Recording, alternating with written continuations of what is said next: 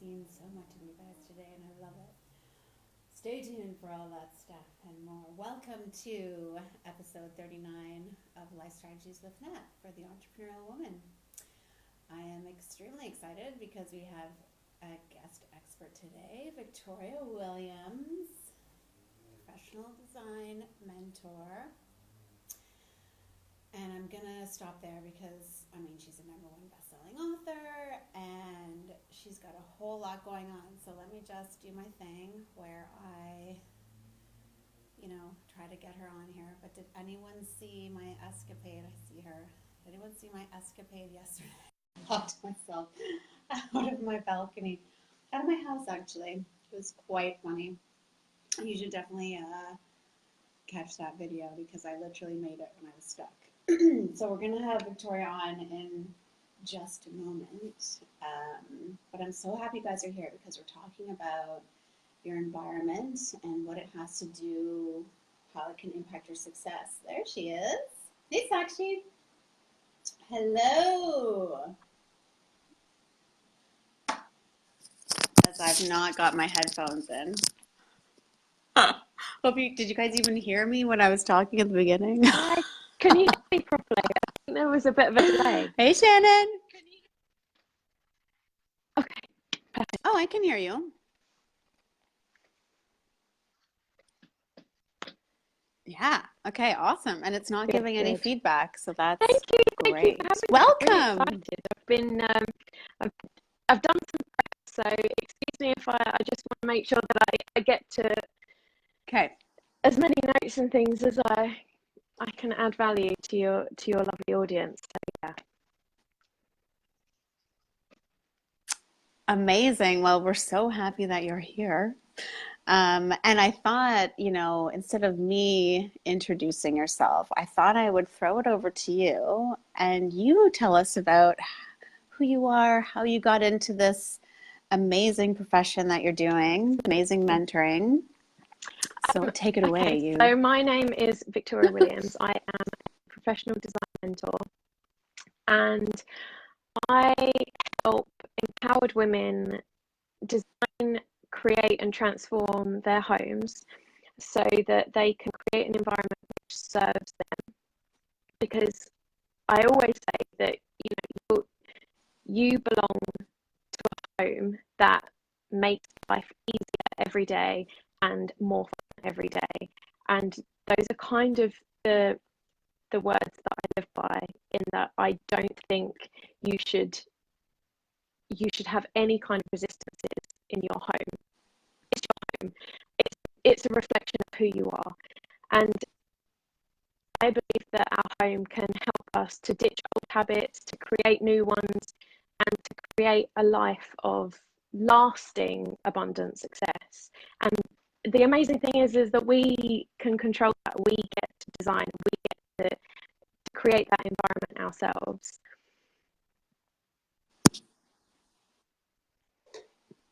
I love it. And it's so true. I think, I just moved in and it was just so nice to have just such an open space and there was no clutter anywhere. And then I tried to maintain that as I started, moving my stuff in. Yeah. Doing more plants, right? Because that makes us feel alive. But I 100% agree. Like, your environment is such a reflection on the habits and just your demeanor and how you carry yourself. And it just makes such an impact. So I know we talked, I always talk really to three things, kind of three questions, so to speak. So I'm curious, if I were to say, what does your environment say about you and your life? I know we kind of touched on it, but is there anything more that you want anyone to know or to, I guess, reflect on as we continue? I'm going to refer to some notes just because I have prepared stuff and I want to make sure that I cover stuff. So there's lots of theories about the relationship between us and our environment. And I genuinely do believe that our environment is a reflection of everything that we are and that we want to be. So those are the two key kind of like our current state and the state that we want to get to. There's a separation there. And a lot of the time what happens is that those two states are not aligned, and there is a gap, there's a bridge that we need to cross and sometimes build in order to get from one to the other. So firstly, I want to just say, in terms of understanding what we mean when we say our environment, there's initially our external environment. So that's, you know, our home, our workplace, the people that we spend our time with, the groups in which we associate ourselves, online and in person. So, I mean, with the age of social media, that's a whole new realm.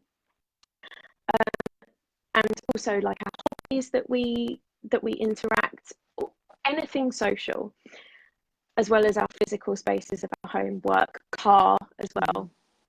If you're driving a lot, that's again another space not to be forgotten. And then, as well as our external environment, which constantly we have a rapport and a relationship, is also our internal environment. So the way we communicate with ourselves and the way that we hold information and our belief systems, which manifest in our behaviours, our habits, and ultimately in the way that we then communicate with others and our outside world.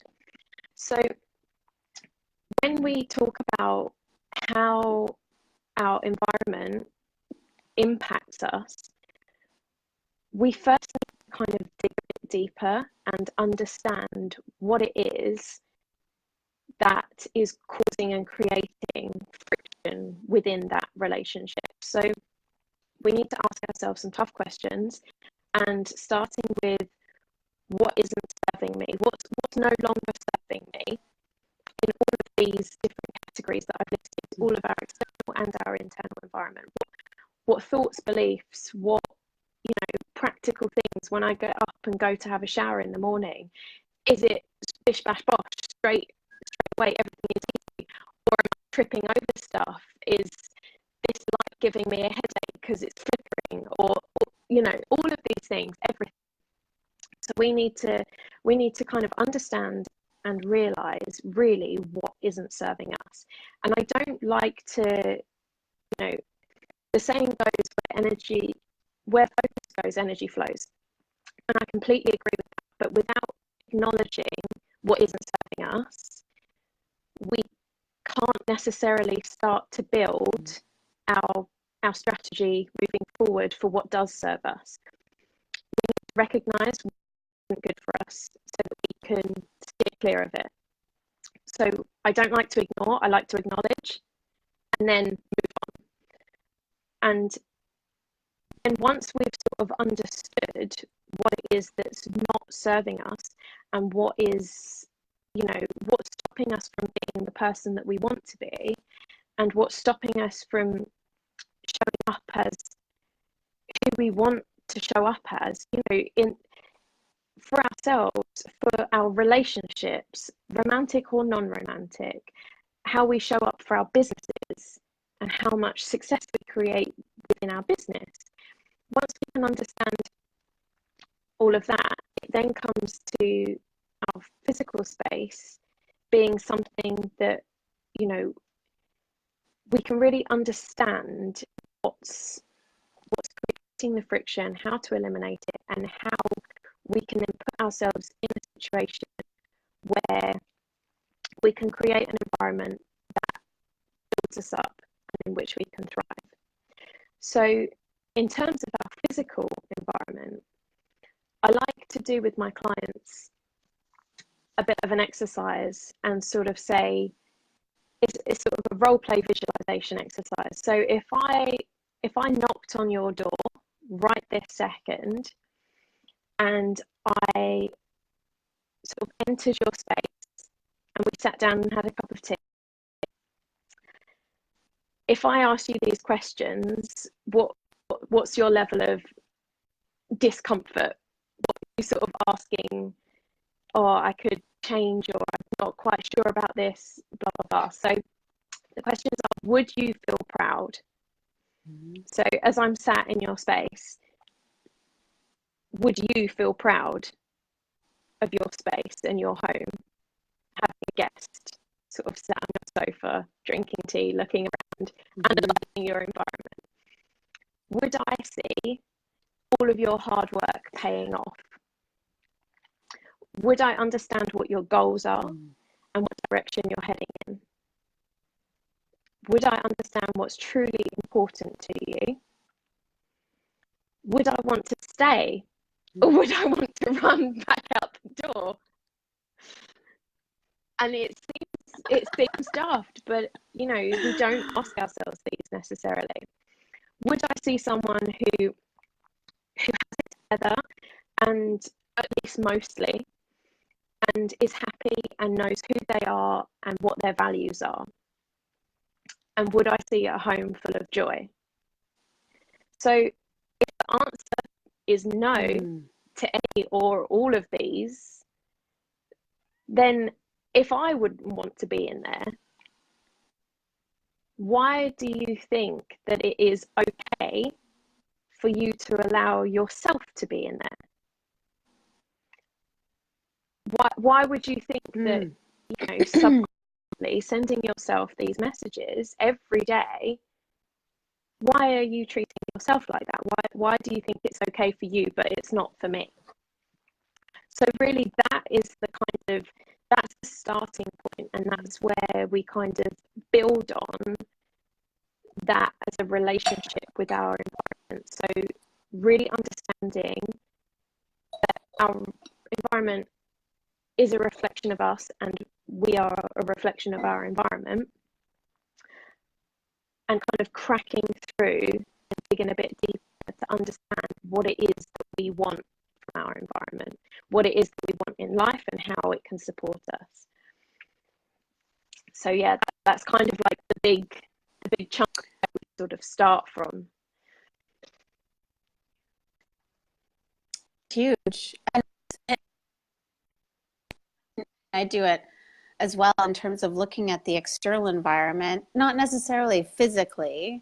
That's how I'll bring you in, but internally as well. Like, what's going on health-wise? Like, are you having the right food? Are you drinking enough water? Are you hitting these like very basic things? But I love those questions that you ask, because it really makes you, it really, like you said, takes it from the subconscious where all of our habits and things, they live, but they're so hidden, and it just starts to flood, it just starts to bring them to the surface. And that's when the real impact begins, in terms of like you're changing habits, you are showing up like you're saying. So Yeah. I love that. I'm curious, like, if anyone's watching, feel free to chime in, because even if you're watching on the Absolutely. I replay, can't we'll be see the back comments, but to yeah, answer your absolutely. I question. will But go and answer anything that no, yeah, people have. yeah, that's awesome. And then, you know, I guess, because you did really speak to it, but when you start to notice that your space is cluttered, you know, it does show up in your mindset. Like, it does show up. Um, like, if I find this, like, if my space is cluttered, I find that my mind is full. Like, it's not being mindful anymore. It's my mind is full of stuff that I have to do, of things that I have to see, or people I have to see, stuff that's still on my plate. I look at my diary and it's just Overwhelm. like it's a mess. And so, yeah, then you slip into this overwhelm and you're like, oh, how do I do that? How do you kind of help your clients? Like, is it kind of the same process in terms of starting with those questions to help reduce that overwhelm, and to Yeah, just so start baby steps? Like, kind of speaks to like when your environment yeah, is cluttered, so is yeah. your mind, kind of And thing. I mean, I definitely feel this. I have to have a lived in but tidy space, and I can't deal with, and I can't focus well if there's constant reminders of things that I need to do and blah blah blah. And it's one of the most noticeable things when you walk into someone's home, or you walk into, you know, any space really. I mean, if you're a teacher and you walk into the classroom and it's like just mess everywhere, you would find it really hard to do your job. So there's no reason why that isn't relevant in your home and your life. You know, it makes it more difficult to do just every daily task, everything that you need to do. And I mean, there's a funny bit of research out there that messiness is a sign of intelligence, and this is definitely something that my partner loves to telling me, and I'm like, nah, because my comeback to that is highly intelligent people also suffer with massive overwhelm and burnout due to the intense nature of constant stimulation and constant thoughts and not being able to switch off their brain. I don't want to be in that place. No one truly believes that that's a good place to be. And why would you want to create an environment that reflects and manifests that craziness? If you're being constantly bombarded with information, I think it's like 2 million bits of information that our brain receives every second, or something ridiculous. Every time that the information is coming in and we're being triggered by our environment, your RAS, your reticular activated system, is having to work that much harder to filter out all of the noise, all of the nonsense, so that you can just focus on the one task that you need to do. So by lessening that, and by creating an environment in which we don't have that noise and that clutter, it means naturally that we can be more focused, more effective, and more efficient doing the things that we need to get done within that time. So with this, I tend to work from a kind of a 3-pillar system, which is a well-known idea in psychology, is that how you feel and act both over the period of your lifetime and within specific situations and relationships, it tends to be defined and determined by three main factors. So the first is the challenges that you face. The second is the vulnerabilities that those challenges grind on. And then the third is our strength in being able to meet the challenge but protect our vulnerabilities. So I'll just repeat that. So the first one is the challenges that we face. The second is the vulnerabilities on which those challenges grind. And the third is the strength that we have in meeting challenge and protecting our vulnerabilities.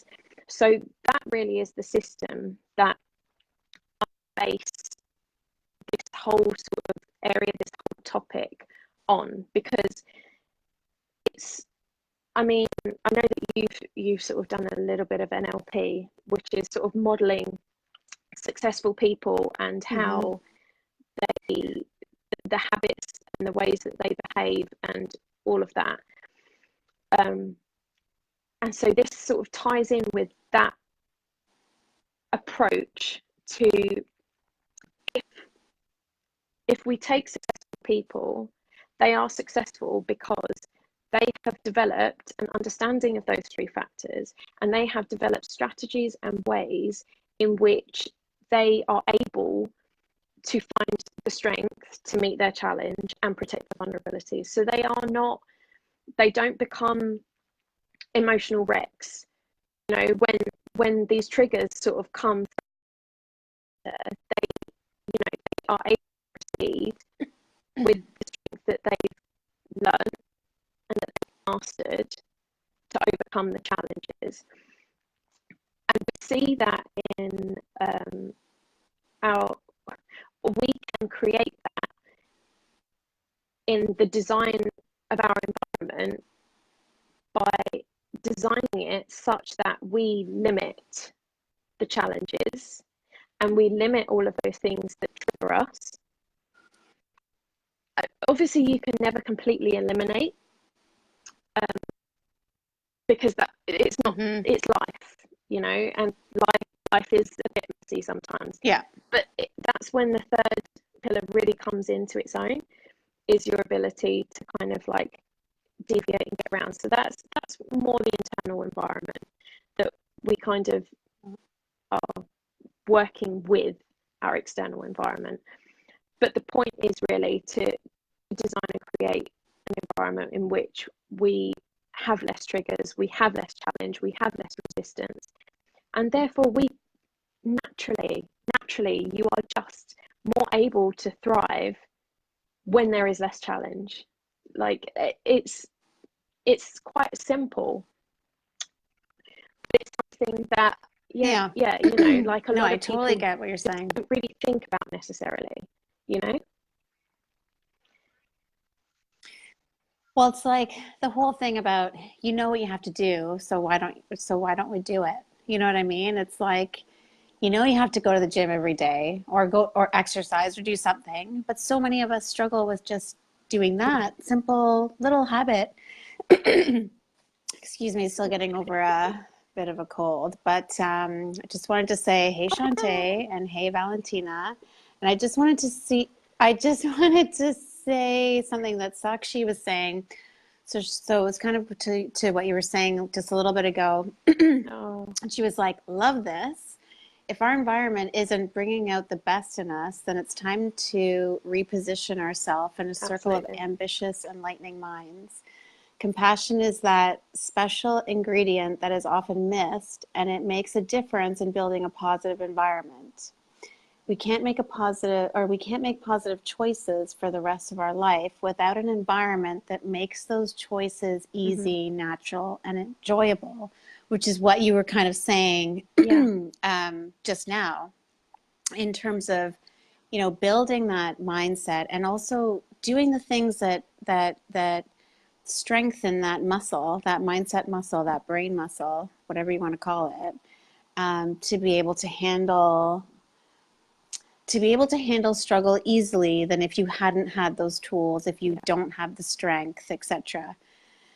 Because you're right, life can be messy, and when we learn to kind of try to manage our emotions with it, our environment, then everything becomes so much easier. Yes, it's going to be hard, but it's easier to face and it's easier to overcome.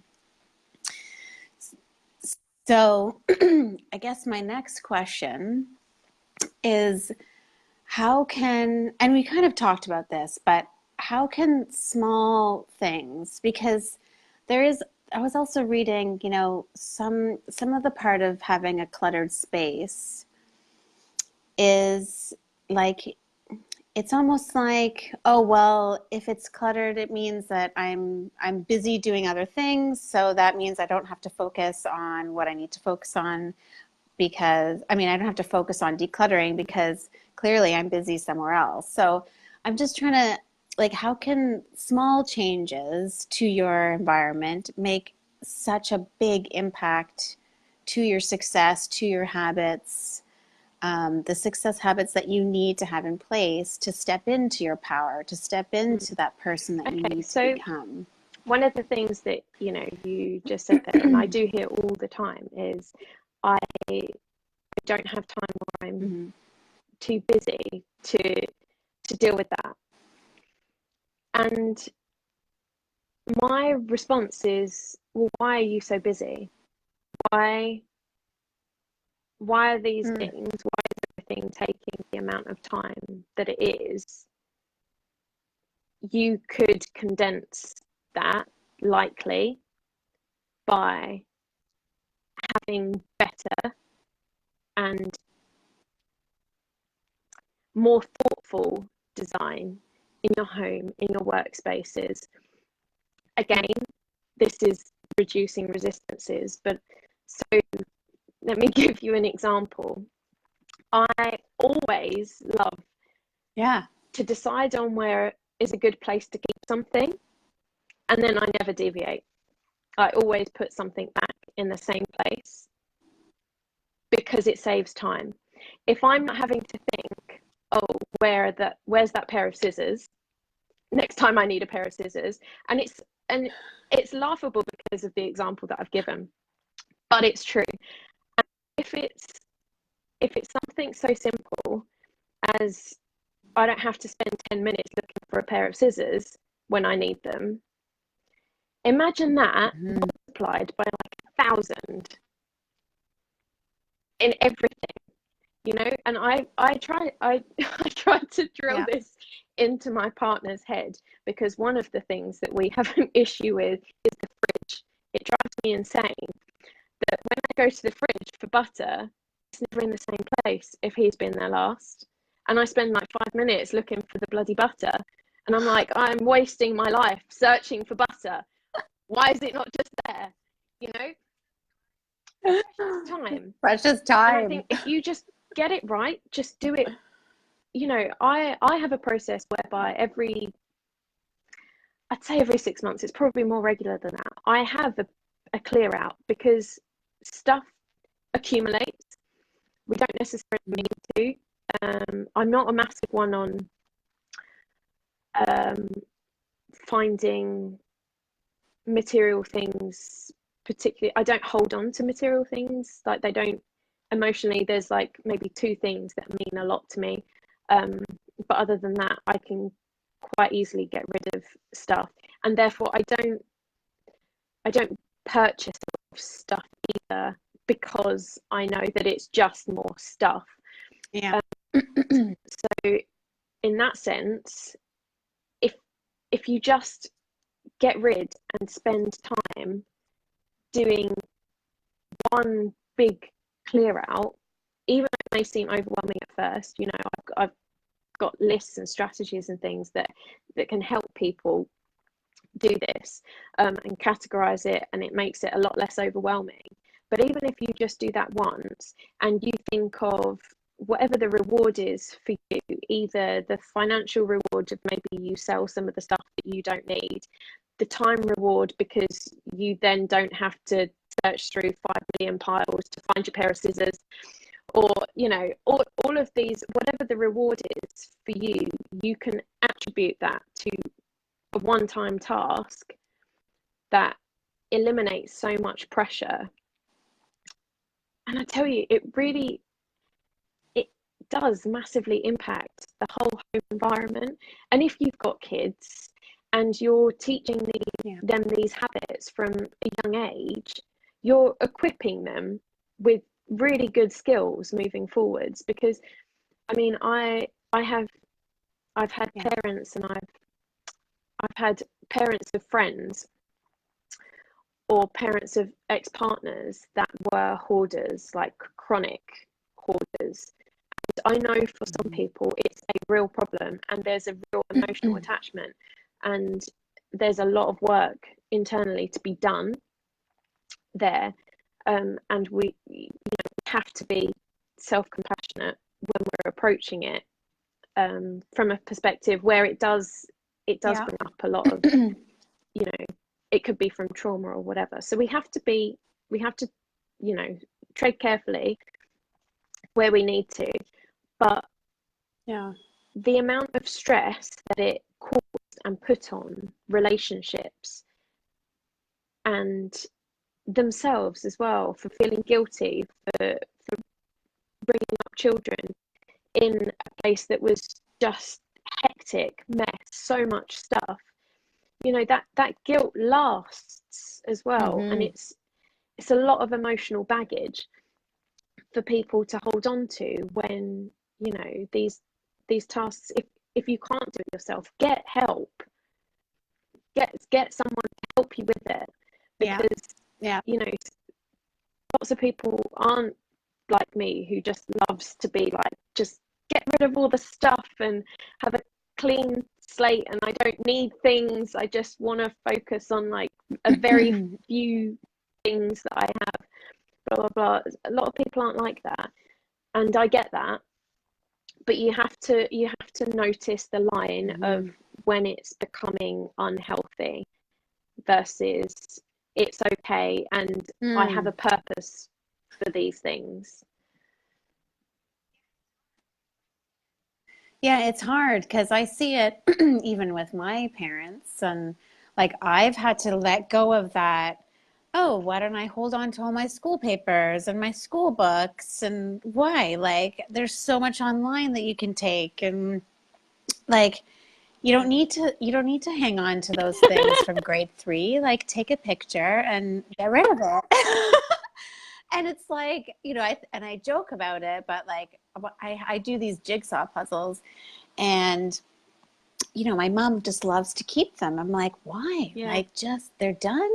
That's it. Challenge over. Take a yeah, picture, put it yeah, on the wall if you want, but that's it. So I get that it is really hard for people to let go of that. And at some point, like, we're gonna have mm, to throw them out. You know what I mean?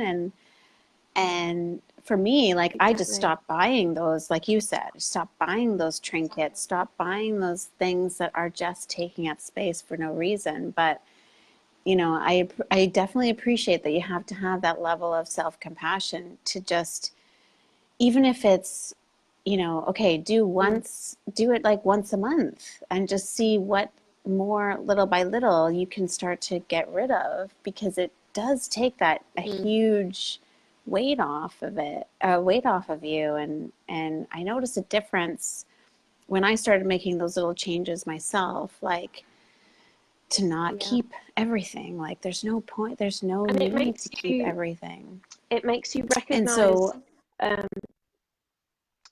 I think for me, it creates a better practice of gratitude as well, because the less stuff you have, almost by nature, the more gratitude you have for what you do have. Because literally, if like your gratitude was a pot, there's only so much that you can have. If you're going to divide it by 100 things, you're going to be more grateful for those 100 things than you would be for 1,000. So even if you like logically break it down, and the practice of, you know, mhm, it doesn't have to be a wasteful process either. Like, we have so many charity shops, yeah. we have, places that we can sell stuff, so you can, it can go to another home, you can make money from it, or you can donate it, and you can just give it True. another life. If it's not serving you, what's the point? It's not, Yeah. there's no function to it anymore. Yeah, and it is not, you're right. Like, it's not just about throwing it out to the wind, but it is like repurposing it. Yeah. And I mean, for those things that can be repurposed, of course. But like, I Hmm. feel the same about clothes. Like, I've been thinking of starting a clothing drive or seeing what clothing drives are out here in Spain, because I just have so many clothes that I don't need. So then it's just about, well, what do you want to Yeah. keep that makes you feel absolutely amazing? And then that's even Yeah. just a One of process my of letting friends go. actually, So, who lives in the Netherlands, they have a brilliant system. I don't know if it's just amongst her and her friends. Well, I think it's like quite a socially accepted uh, practice, if you like, is wardrobe swapping. yeah. So when do you? Oh, yeah, we do that in Canada. And it's brilliant. And when she said it, I was Yeah. like, that's amazing, because sometimes you just get bored of like what you've got, Yeah. but there's nothing wrong with it. And then, swapping in and out, like, what a brilliant way to utilize and get more stimulation from like the change and the excitement of a new outfit and blah blah blah, if that's what floats your boat, and less waste, and just kind of, yeah, I thought that was a brilliant system. Yeah, Yeah. Plus, it's social. You have the girls over. You yeah, have like, okay, everyone bring a it's little so good, snack. such And a good idea. oh, that's so funny. Yeah, no, that's true. But no, this has been amazing, because I know that there are people that struggle with this, and sometimes you don't even realize it. And I think the questions that you asked at the beginning,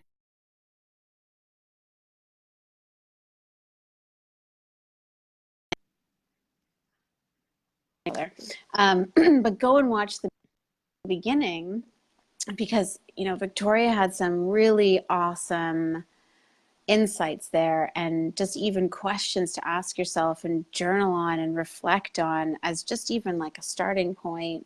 It was amazing. So, You're I very mean, thank you so welcome. much for coming. It was such a joy to You're have you. very welcome. And I'm curious, like, what are you working on these days? What, like, if anyone wants to get a Yeah, hold of so you, where you can we can get in reach me through contact with Facebook. you? You can send me a message. I do have a website, victoriawilliamsglobal.com. So my my sort of 6 month program takes women sort of through the whole process. We create a design for your home, complete every room, there's no little corner that we don't tackle. But a lot of it is the support and the mindset and the practices that come alongside it. So, there is no improvement to the external environment if our internal environment isn't right, and vice versa. So it really is key. We go through lots of different elements. Obviously, I practice as a sort of traditional designer. Um, I've practiced for about 7 years now as a traditional interior designer. So we go through all the different elements, lighting and color and layouts and traffic flows and blah blah blah, all of the technical stuff. Um, but Mm-hmm. yeah, largely I just want people that, as I say, their home should be a place that they belong, that makes every day of their life easier and more fun. And that's kind of like the key to all of the work that we do, is whether you're running a business from home, whether you've got kids and your home is busy as, and you need better ways to function in your home, whether it's you in a smaller space and you want to utilize it better, whatever it is, and the way that everything is interrelated and impacting how you're showing up, your work, career, business, your relationships, for yourself, all of it is so interconnected. And I really really believe that if we can get a harness on both up here, in here, and out here, there's no stopping us, and there's no stopping what you can achieve and the success that you can see in your life. I love it. I can feel the passion. Victoria, thank you so much. I'm going to ask you to put Perfect. your website below in the comments. So if anyone wants to Thank you get so in so on much that, for that would be having me. I really really amazing. But, appreciate it, and I love what you do as well. oh, Thank thanks. you. Okay, my love. Everyone watching, thanks for watching. We'll see you next week. Bye.